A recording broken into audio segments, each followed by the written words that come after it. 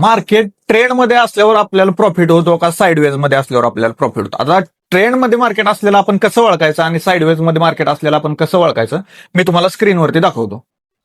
Sideways market म्हणजे काय? इथे एक सपोर्टची लाईन ड्रॉ केली, इथे रेजिस्टन्सची ड्रॉ लाईन केली.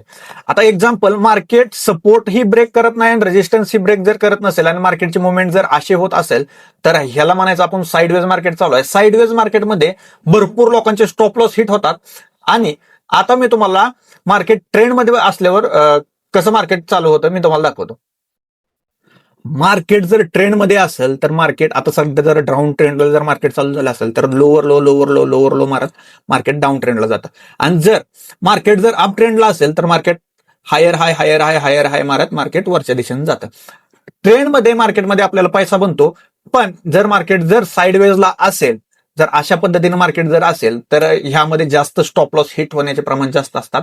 नेक्स्ट व्हिडिओमध्ये मी तुम्हाला प्रॉपर लाईन ड्रॉ करून आणि मार्केट कुठल्या दिशेने चालू आहे, साईडवेज चालू आहे की मार्केट ट्रेंडमध्ये चालू आहे हे कसं ओळखायचं आणि एकदम साध्या सोप्या पद्धतीने मी तुम्हाला सांगणार आहे. तर लगेच मला फॉलो करा.